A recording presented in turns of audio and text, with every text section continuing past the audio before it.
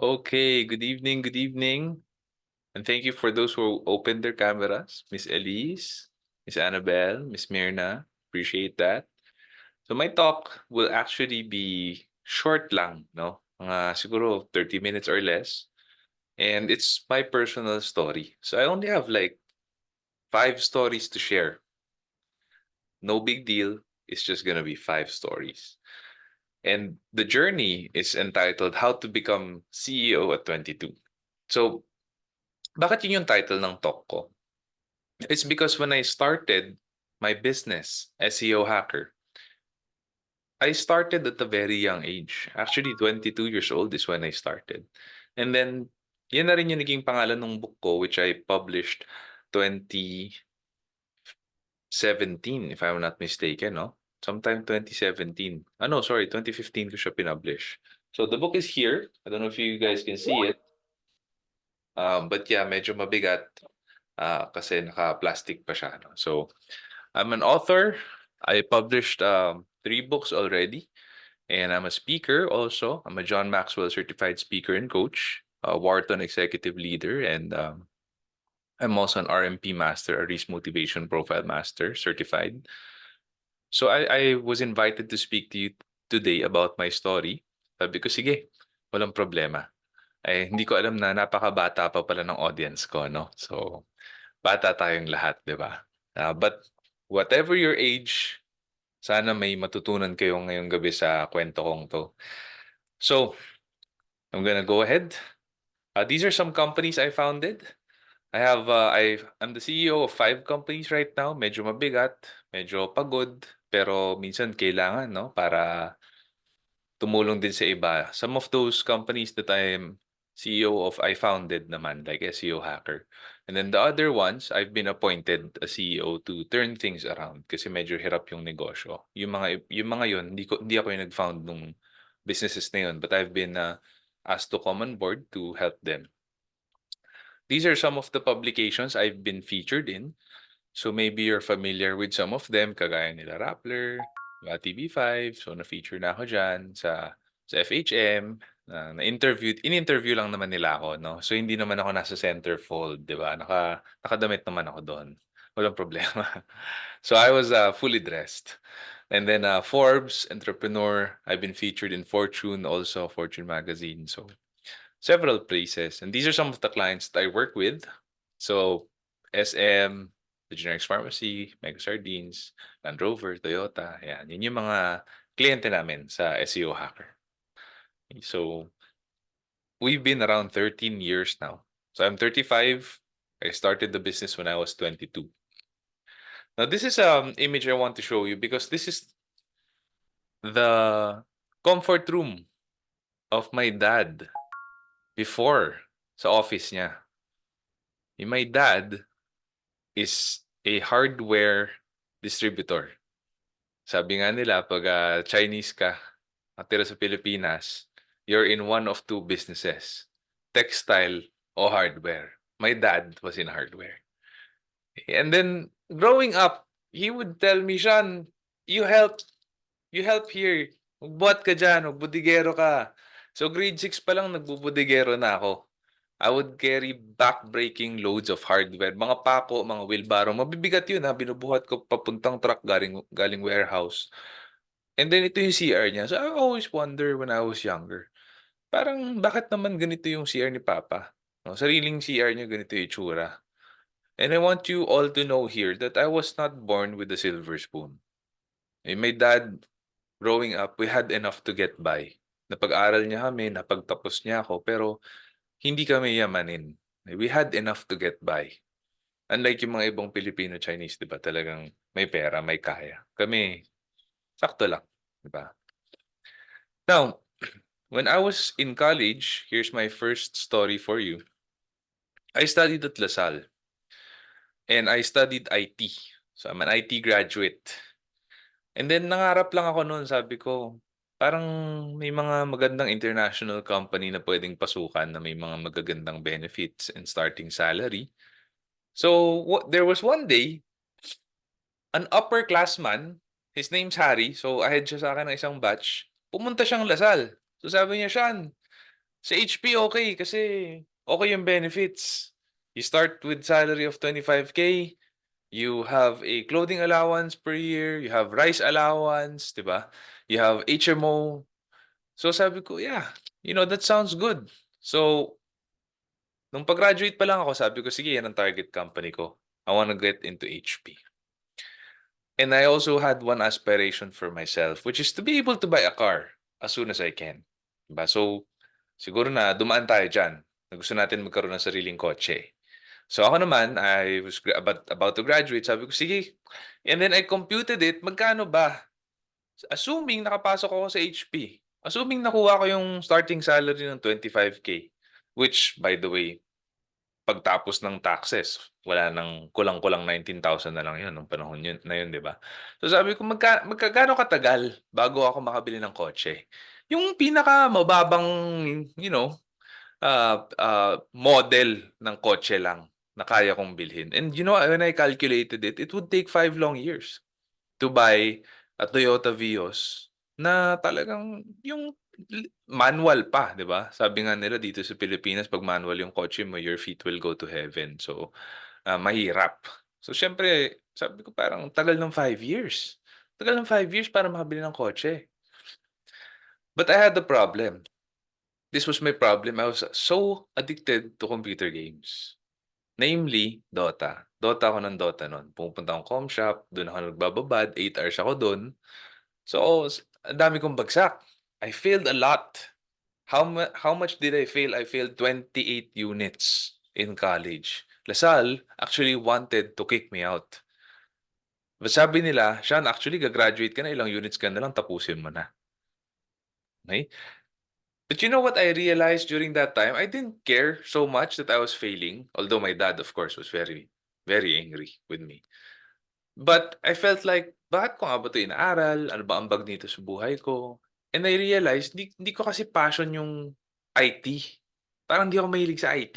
Hindi ako mahilig mag-code, hindi ako mahilig sa software, programming. When I got into Lasal, actually I passed 3 courses na in-applyan ko. Comsci, IT, tsaka literature. Tatlo yun. Okay, so tatlo pasado ako. And when I had to make a decision already, I told my parents, parang gusto ko mag-literature. Why? Because ang passion ko is writing. Mahilig ako magsulat. That's why I wrote 3 books already. Put me in a box, give me a pen and paper, I would write the entire day. And I stumbled upon this quote on the internet. It says it's by Albert Einstein, and it says everybody's a genius. But if you judge a fish by its ability to climb a tree, it will live its life thinking it was stupid. So I felt like this during that time. Sabi ko, parang di naman ako pang IT. Kaya ang dami kong bagsak. Cut ako ng cut. 8 hours ako sa com shop kasi hindi ko siya passion, hindi ko siya gusto gawin. Now, that's what happened while I was in college. That's my first story. This is my second story for you. After I graduated, I actually got into HP. So I applied only for one company, HP lang, yabang eh, no? Akala mo daming honors, 'di ba? Hindi. Pag sa akin ako. I still remember that day when I applied in HP, that interview. It was a very nice room, well lit, carpeted floor. There was a long table and there were 3 people seated on the other side. And sabi nila, Mr. C, please take a seat. And the first thing that they asked me is, guess what?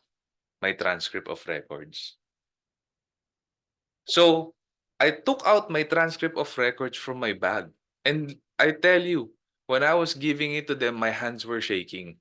Bakit? Eh, alam ko wala nang chance. There's no way that they will hire me. I failed 28 units. Ilang IT graduate sa Pilipinas ang bumagsak ng 28 units?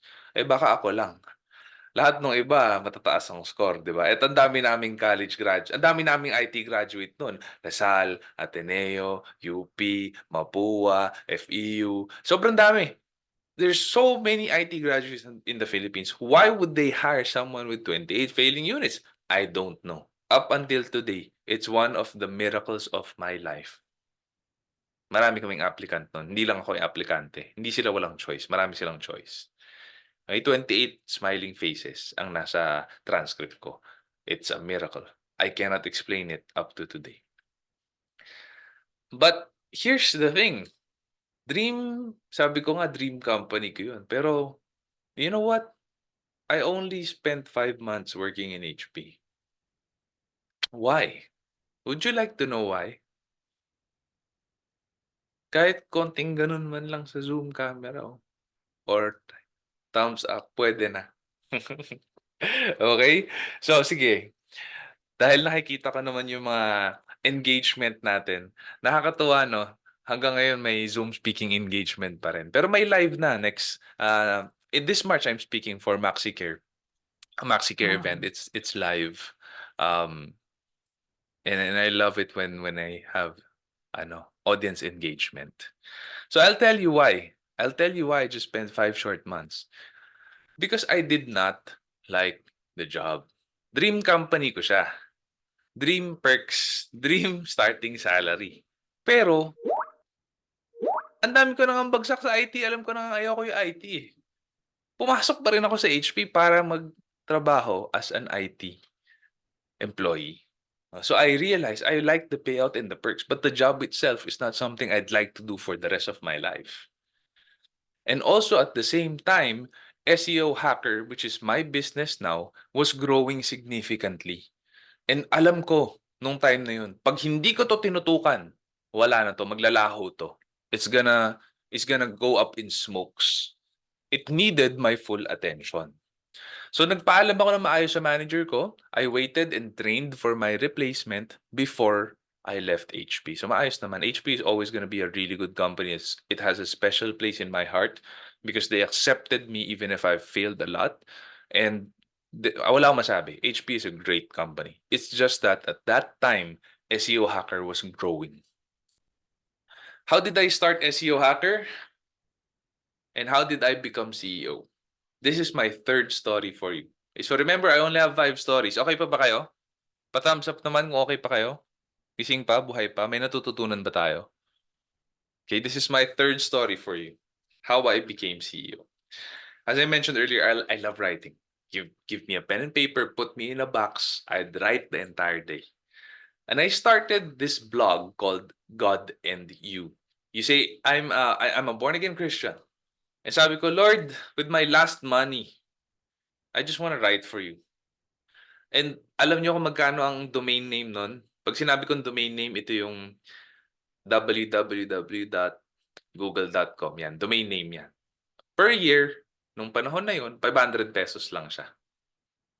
Okay? Per year. Para magkaroon ka ng sarili mong domain name. And then, yung domain name na yun, kailangan mo siya ilagay sa hosting.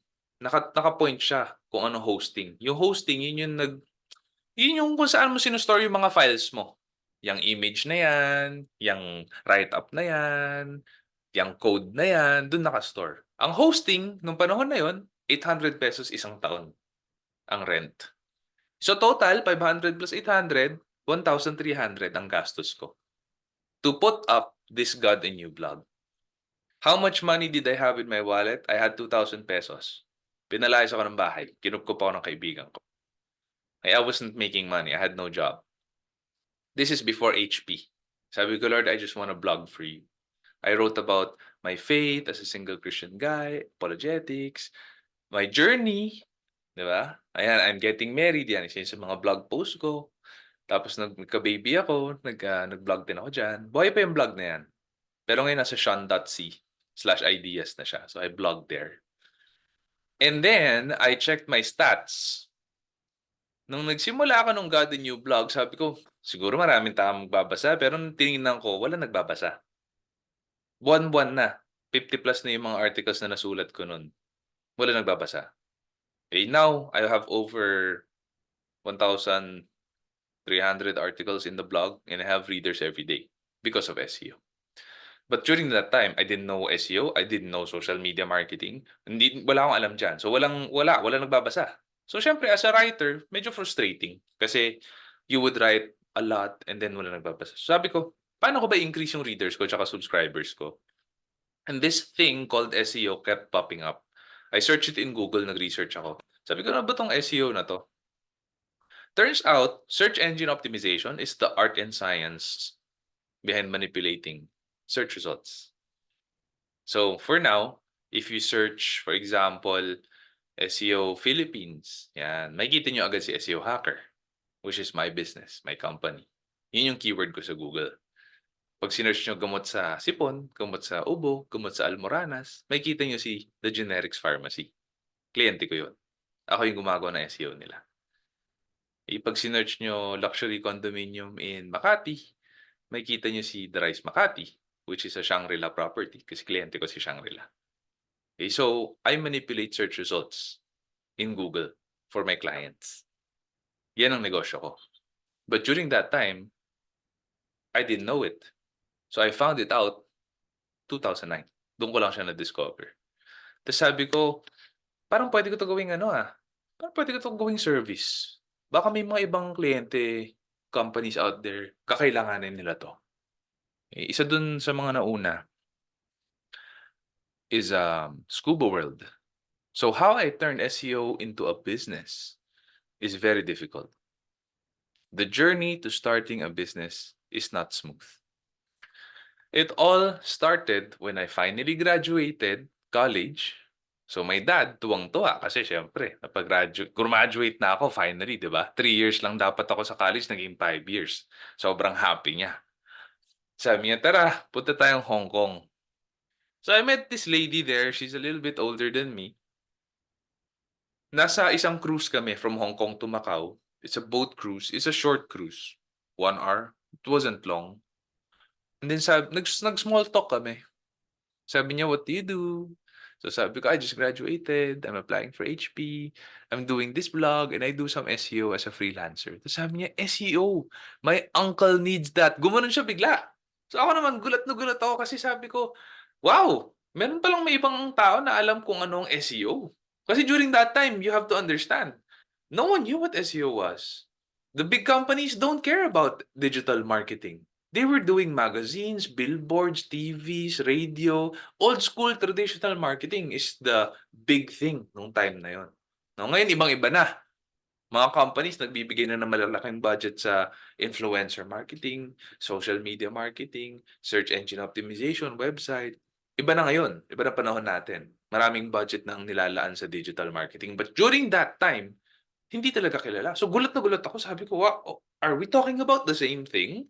Search engine optimization. Tapos sabi niya, yes, my uncle needs that. He owns Scuba World, which during that time turned out to be the biggest scuba diving company in the Philippines. So sabi niya, I will refer you to him, ha? I will refer you to him. So syempre ako sabi ko, wow, thank you. But at the back of my head, of course, sabi ko, malabo to. Of course, she will forget about me. Because we just met, di naman niya alam kung magaling ba ako o hindi. Wala naman akong portfolio, wala naman akong corporate branding, logo, wala lahat. So sabi ko, malamang she will forget about me. Uwi pa kami, mamimigay pa kami pasalubong, mag-unpack pa kami ng mga gamit. Alam mo yun? So, ang dami pang chuchu, di ba? Malang makalimutan ako nito. Malabo na maaalala niya ako. But, you know what happened? We went home after that trip and then I got a call. Is this Mr. C? Sabi sa akin ng boses sa kabila. Napakalalim. Sabi ko, yes sir. How may I help you? Sabi niya, this is Mr. John Wee. I own Scuba World. I was referred to you by Angelico. Sabi niya, please come to my office this day, this time, and present your SEO services to me. So, syempre ako, shucks. Yes sir, sige, game. So nag-research agad ako magkano ang SEO, di ba? Di ko pa alam eh. You know, during that time, I had no idea. I had to research how much does SEO cost, what should I put in the proposal, all of these things. And I whipped up a proposal. Napaka-pangit ng proposal ko nung una. Walang logo, wala lahat. And I printed 1 copy short bond paper. By the way, never do that. When you send a proposal, long bond paper, 3 copies. Okay? Formality yun. Kasi pag isang kopya lang, kagaya nung ginawa ko na tapunan ng kape, wala na, goodbye. Okay? So, short bond paper, I went there to Yakal, Makati, naalala ko pa. And then when I was going to his office, naglalakad ako, malapit na ako sa office niya, inisip ko, shucks, paano ko to gagawin? Never pa ako nag-pitch. Yung proposal ko napakapangit, wala akong kumpanya, wala akong resibo. Ano sasabihin niya sa akin? Baka mapahiya lang ako doon. Uwi na kaya ako. Alam mo pumapasok talaga yung thoughts na yun sa'kin. Pero nung naisip ko, ginastusan ko na yung jeep ko, eh. Sige tuloy ko na 'to, 'di ba? ₱12 din yun. Namasahe na ako papunta dito, eh. So tinuloy ko na. Nag-present ako sa kanya and I don't know what made him decide to try me out. I was 21 years old, freelancing. I don't understand why that guy trusted me because all I could show him was my God in You blog. Wala pa akong ibang website nun, wala pa akong ibang kliyente nun. Hindi ko alam ba't siya nagtiwala. I don't know what he saw in me, but he signed the contract and that was my first ₱50,000 per month revenue to the company. Today, SEO hacker, one contract is 180,000. Siyempre inflation, 'di ba? Na-inflate na rin yung price namin. Pero first page guaranteed naman yung keywords. So kikita naman talaga yung mga kliyente namin, 'di ba? The rest, as they say, is history. Today, we're a 60-man team. I expanded my back office to Bacolod. Our front office, we expanded internationally na. May office na rin ako sa Singapore. Ayan. So I started like that. One guy, 21 years old, had no idea what I was doing. I had no idea if it was gonna work. So I hope that this helps to kind of inspire or ignite something in you right now, wherever you are in your journey in life. Now, this is my last story for you. My last story. How I grew the company. Okay, so one-man team ako nun. Walang sikreto. Ito talaga yung formula. Hard work. I work 16-hour days and sometimes 7 days a week. Mostly 6 days a week. Do I still work that hard now? Thank God, not anymore. Because I have professionals running the show. May C-level executives na ako, may COO na ako, may accountants na ako, may HR department na ako. Sila na nagpapatakbo. Ngayon, taga-benta na lang ako. Taga-kulit sa office 'no, medyo mascot na nga lang ako dito ngayon, eh. Pero masaya naman ako maging mascot, 'di ba? Pero when I was starting out, I worked really hard, super hard, okay? I don't go out, watch movies, drink with barkada. Anyway, I'm an introvert, I really don't enjoy so much those things 'no, pero ang dami kong oras nagtatrabaho lang. So I read a lot, I read books, I read a lot of blogs. Hindi ito yung mga blogs na joke time ha, yung mga Reddit tsaka yung mga 4chan, 9gag I'm reading blogs about my industry, SEO. I read a lot of books. So I'm not sure if you can see but I have my library there. Parang hindi nyo ata makikita lahat no? But those are just some of my books, right? And I have a lot more at home. This is my office by the way. So I'm not at home yet. Nandito pa ako sa opisina ngayon.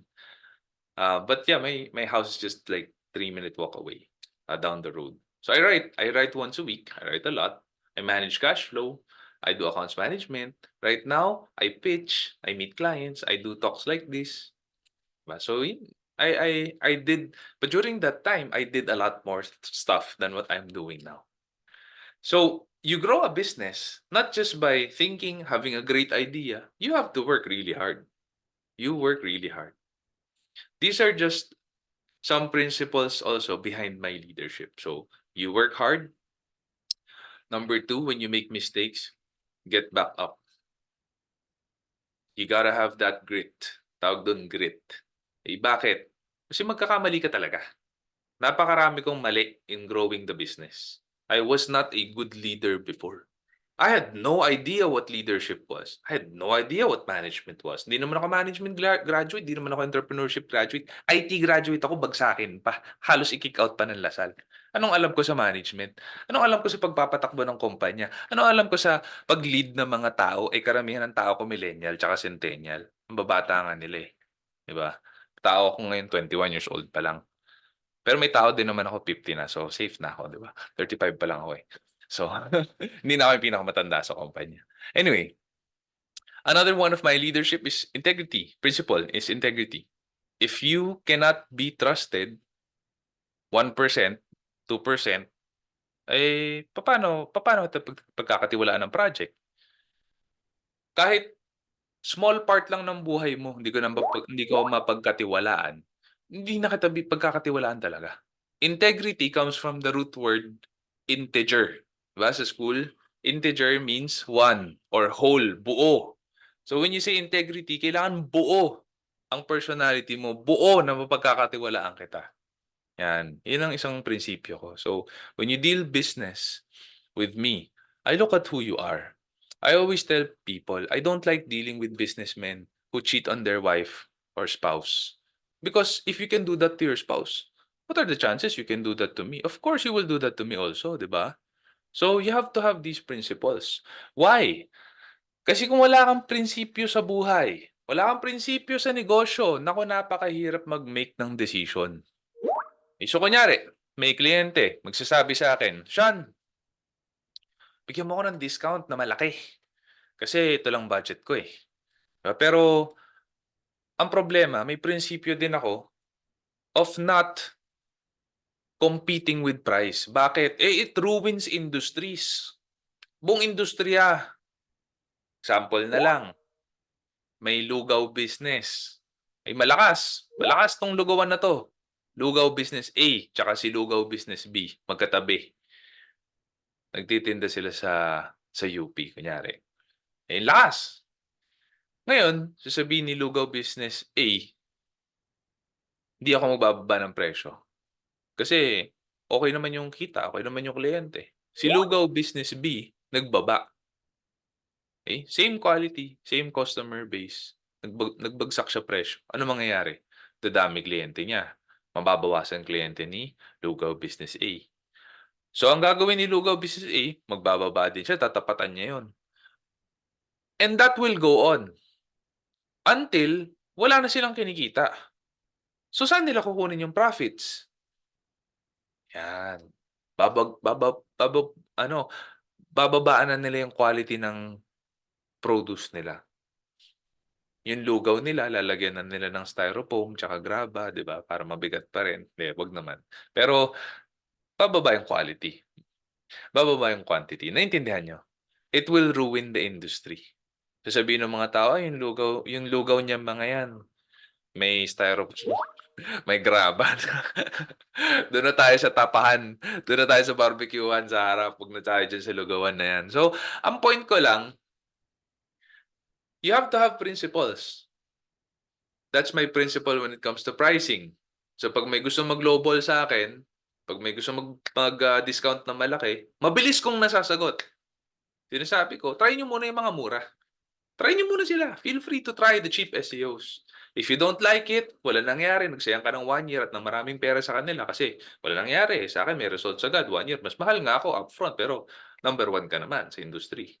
Milyon-milyon ang kikitain mo sa akin. Kaya ako mahal. So, try mo muna sila. Mabilis ko nasasagot. Hindi ako kinakabahan, I don't lose sleep over it na baka mawalan ako ng kliyente. Di ba? Baka lumaki pa yung competitor ko kasi sa kanila napunta yung project. Hindi ko na inisip yun. Because I have these principles. I make decisions fast. And when you look at the word management, it's all about making decisions. Management is all about making decisions. So the best manager makes decisions fast and makes the right decision.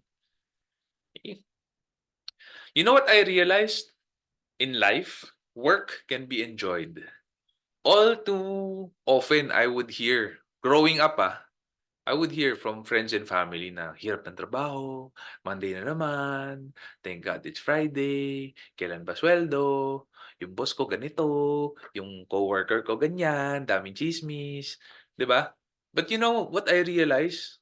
13 years now working, I enjoy my work every day. And you know, my life flows by so fast kasi na-enjoy ko talaga lahat. Work can be enjoyed and you don't have to work in a job you hate to retire with dignity someday. What do I mean by retiring with dignity? Ang ibig sabihin lang yan, you have money for yourself when you're old. Di mo kailangan umasas mga anak mo. You have money to support your parents. When they need you, they're sick. You have money to give to the community and to God who demands 10% of what we make. Diba? You don't need to work in a job you hate to retire with dignity someday. Okay, so to wrap things up, this is my conclusion. The 3 things you need to be successful.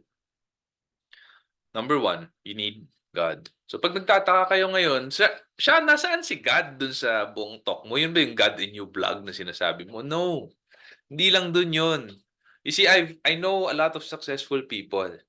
So if you look at my website, you follow me on Instagram, on YouTube, on Spotify, because I'm there. I have a show called Leadership Stack. You will see that I know a lot of big business people. I know a lot of mga Pinoy na malamang kilala nyo rin. Okay? But you know what I realize? What separates those successful people who are happy and fulfilled versus successful pero medyo miserable sa buhay? What separates the two of them? What makes them different? Yung isa has God in the center of their life. Yung isa, wala. So, sabi ko, someday, if I'm given the chance to speak to people, whether on stage or on Zoom like tonight, I would like to tell them the secret of how to be successful and happy and fulfilled. Because there can be nothing worse than being so successful and yet you're miserable.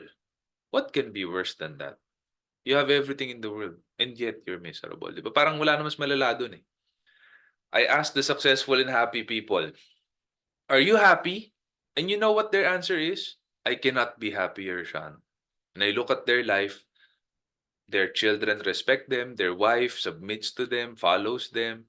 They don't have a lot of vices. They have their life in order. And someday, I'd like to be like them. Yan. When I look at the successful and miserable people that I know, they have so many vices. I ask them, are you happy? And you know their answer? You know, I can be happier only if ganito, if ganyan. You know, if my wife was a little more blah, blah, blah. Ang daming reklamo, ang daming complaints. They usually have mistresses. Their kids don't respect them. It's sabi ko, it's not worth it. So in order to become truly successful in life, you need God in the center. Second, you gotta have guts. Remember the time when I was thinking about going home instead of going to Scuba World's office and presenting. I had nothing ah. Pag di ko ginawa yun, I don't have what I have right now. I wouldn't be presenting here in front of you. I don't have this team, this company. I probably not yet married right now, di ba? So, mahal kaya ikasal, lalo na pag pilchay ka. Di ba? Mahal kaya ng kasal namin. 500 guest wedding yung kasal ko. No? So, if I didn't take the guts to go and present, I would have nothing. My life would be very different.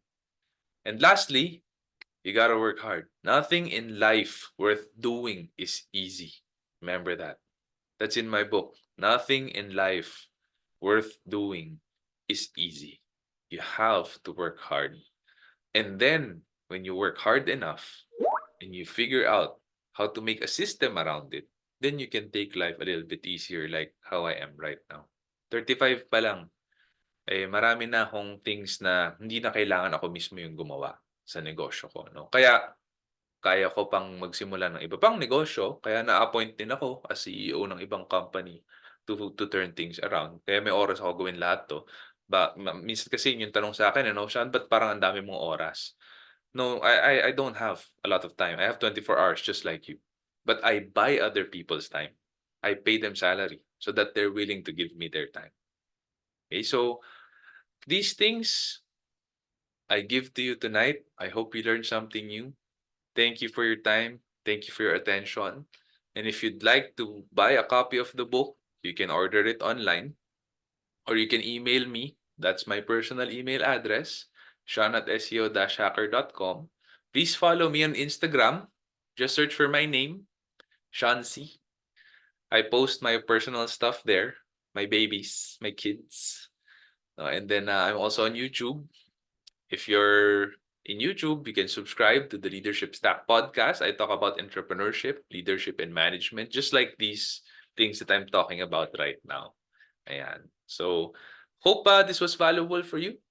And if you have some questions, I think we have like 5 minutes, maybe 10 minutes, couple of questions now. Yes, grabe naman. Grabe, every webinar namin, grabe para kaming sinasabuyan ng ng malamig na tubig sa mga learning. So, I didn't expect, although I researched about Sian, but actually before Sian, we would like to apologize. Normally, before we have a webinar, nagpe-play kami. But for some reason, I don't know, na-stuck up din ako. But that's true that the center of all of these things is si God. Kasi without naman si God, you don't have these talents. Lagi namin sinasabi, binabalik namin na lahat ng papuri sa Kanya kasi siya naman talaga yung reason why we're all here. So, and it's so timely because there are some people who ask me, good thing that you're also into leadership. Eto, medyo malapit dun sa tanong kasi may nagtanong kanina, is the CFO role is nati-train ba siya, or from batch 6 edit nagtanong, meron daw bang courses about CFO or CEO level? So maybe you could answer that. Is there such a thing that you can develop a leadership Yep. na tao? Yan. Yep. Leadership, may mga nakakatawang tanong, no? Are leaders born or made, 'di ba? At madali lang yung sagot actually. Of course they're born. How else will they get into this world, 'di ba? So, pero to develop your leadership skills and talents, intentional 'yun. You have to read books, you have to listen to podcasts, get mentors. There's a lot of ways to develop your leadership. And how you practice it applied is dapat meron ka nililid na team. Pero alam mo ang pinakamahirap i-lead, hindi ibang tao eh, sarili mo. Okay? Sino dito may mga New Year's resolution? Gusto kong pumayat, gusto kong gumising ng 5 a.m., gusto kong mag-exercise sa umaga, nagagawa ba natin, di ba? Napakahirap i-lead ang sarili. So, if you're successfully leading yourself in those areas of discipline that you find is a struggle, then you can lead others a lot easier. Okay? Ang pinakamahirap i-lead ay sarili. Yan ang unang challenge at practice ng leadership mo. And how you can develop yourself, I suggest you read books. John Maxwell is an amazing author, podcaster, and speaker. His book, The 21 Irrefutable Laws of Leadership, is a game changer for your life. Look for that book. 15 Laws of Growth, also by John Maxwell. I cannot recommend that enough. You can start with those books. So, ako nagsimula ako magbasa noon. I was in second year high school. As for SEO, there are a lot of courses online. You can use Udemy.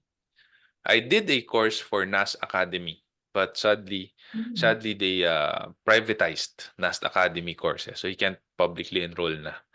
No, but you also can read the SEO-hacker.com blogs.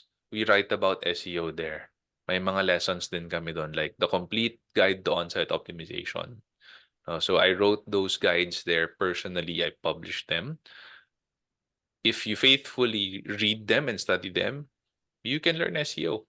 In fact, how SEO Hacker started is sabi ko, dami ko natututunan sa SEO na ginagawa ko sa God and You blog. Sige, kailangan ko na ng online journal.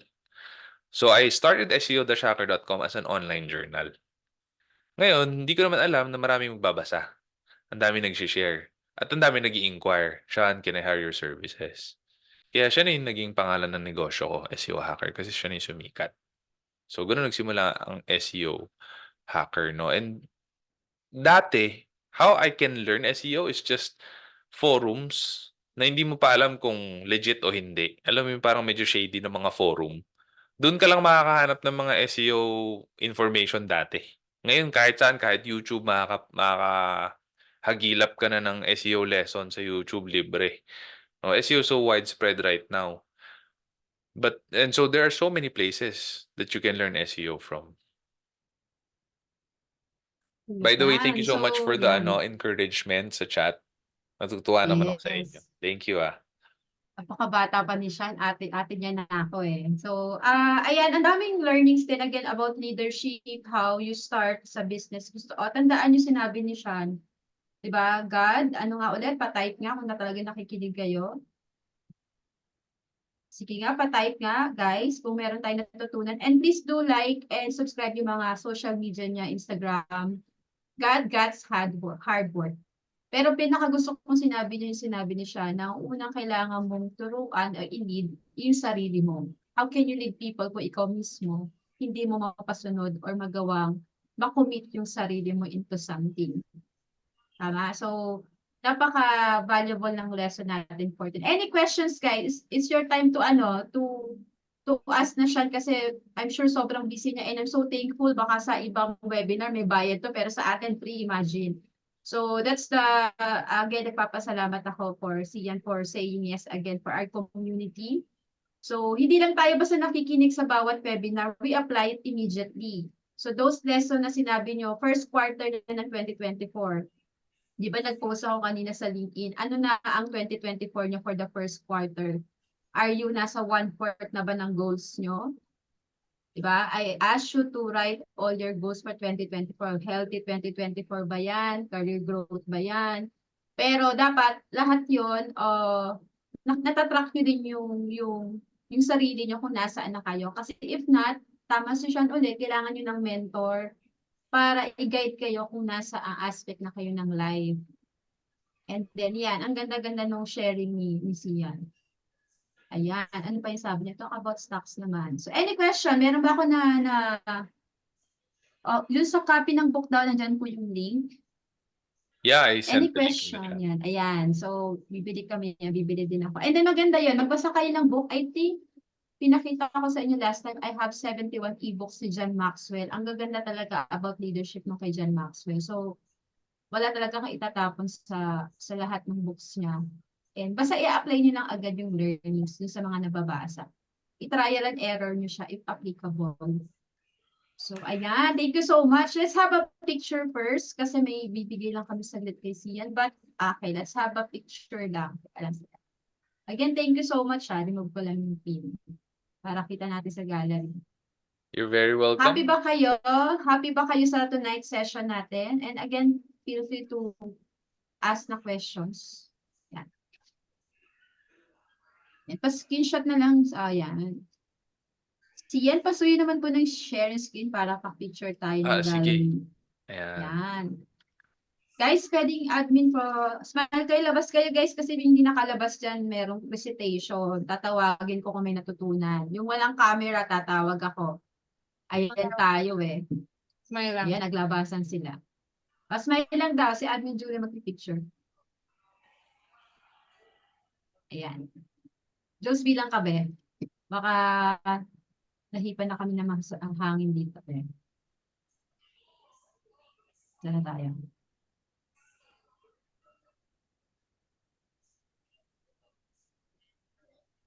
Okay tayo, be. Ayan, binipicture na tayo ni Julie.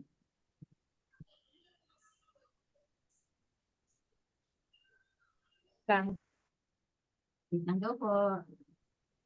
Again, time to ask questions and we will have a few announcements before Sian leave. And kung may gusto po ulit i-promote si Sian, feel free. I hope Sian makita rin kita soon sa mga ganap ng may mga ganap ang community. Most probably. We'll see each other around, no? Yes, for sure. I'd love to. Okay, so ayan. So before leave natin si Sian, so I would like to share this certificate of appreciation, of course. This certificate is presented with heartfelt gratitude to CNC in recognition of your outstanding contribution as the speaker for the webinar CEO at 20. For almost kick out college students with 1,300 pesos to building a multi-million-dollar business. Wow talaga yon. Your dedication is to fostering entrepreneurship and sharing your experience and insight has undoubtedly inspired our audience to pursue their entrepreneurial aspiration. Your contribution to this webinar has been invaluable and we are immensely grateful for your time, expertise, and passion for empowering others. We are sincerely grateful for your time, effort, and commitment to excellence. Given this March 7, 2024 via Zoom, in behalf of Accounting People's Elite, this is Marian Villaboneta saying thank you so much for saying yes and inspiring story for our community. Okay? Happy pa guys, so far nakaka-inspire. And one of these days, another CEO in this community. Tama ba? Kundi man yung mga anak nyo, yung mga learnings niya, ipasa natin. So, ang ganda ng upbringing sa kanya ng parents niya. So, even Filipino Chinese siya, napaka-humble. Kasi di ba may connotation tayo nga pag Chinese, mayaman naman yan. Kaya siya mayaman kasi Chinese siya. So, iniba niya yung paniniwala natin when it comes to Chinese. So, may mga nagambas din akong Chinese, napaka-humble and talaga naman when it comes to business talaga napakagaling. So, Chinese man o hindi is not a reason na hindi tayo mag-step up and to lead people. Yan ang pinaka maganda kasi sabi nga dun kanina, being a CEO is just a responsibility. Ang bigat na responsibilidad, pero with God's in the center, everything is possible. So, yun ang pinakamahalaga. Alright? Question. So, siyan dyan ka lang. Although may announcement lang ako sa community for some announcement for the upcoming webinar and course. Ayun nga, nasagot na ni Sian. Baka raw may course. But anyway, kasi inside our community, by Sunday po is ilalabas na po natin si Coach Neil for the Rental Property Management Bookkeeping course. So, ayan po yung time sa mga nanonood po dyan. Baka na-miss out nyo po itong opportunity because the next Rental Property Management Bookkeeping, hindi na po ulit namin alam ang susunod. Kasi until July, may nakasked na po tayong courses inside. So, most probably, September, October na po yung next session to. So, if ever you grab the opportunity until ibigay namin kayo siguro hanggang tomorrow. Minsan umahabol pa ng Saturday. Okay, so nandyan po yung link. The admin will send you the link. So, ayan. So, nasisend naman namin to sa mga nanonood po ng live. It's your time to register na. Habol pa po. Alright? And of course, by Saturday na po ang ating batch 8. I'm also doing the coaching when it comes to freelancing. So, ito naman po ang ating roadmap and blueprint when it comes to become a freelancer, transition to freelancer. So most of the people who joined us sa Elite and aspiring freelancer, mga nasa corporate who wants to transition, OFW, mommies and retirees, and of course those non-accountant na gusto strive ang pagiging freelance bookkeeper. So I'm doing this for almost a year and more than 800 mentees and counting. So I'm so thankful sa naging part ng Elite. It's a one-year coaching program and one-year community support. Meron tayong weekly accountability call every Wednesday. And we have phase 1, phase 2, phase 3. And this is all the perks inside, plus recommendation, referrals from me, from all the connections that I have on LinkedIn. Nire-refer ko po pag merong mga job opening. And again, the access to become my mentees, lahat ng connection ko, inibibigay ko sa inyo, just mapadali yung buhay nyo when it comes to business, to learnings, etc.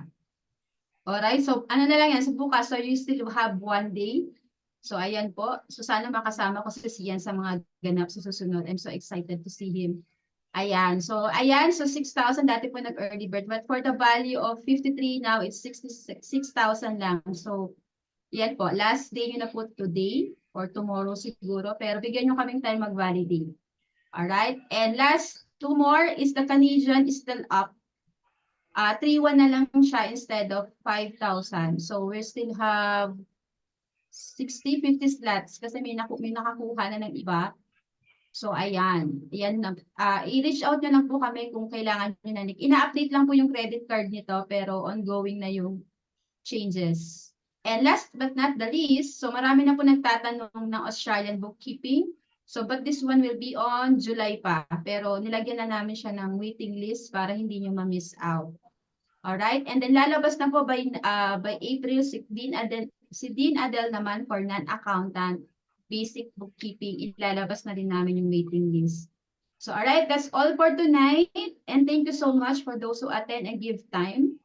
Because your time is so precious, so we value and we're so thankful for being here. Okay? Thank you, Sian. Thank you so much. See you soon. Thank you. Take care. God bless Congratulations, everyone. everyone. Bye-bye. Bye, guys. Ano gusto niyo sa buhay? Anong problema?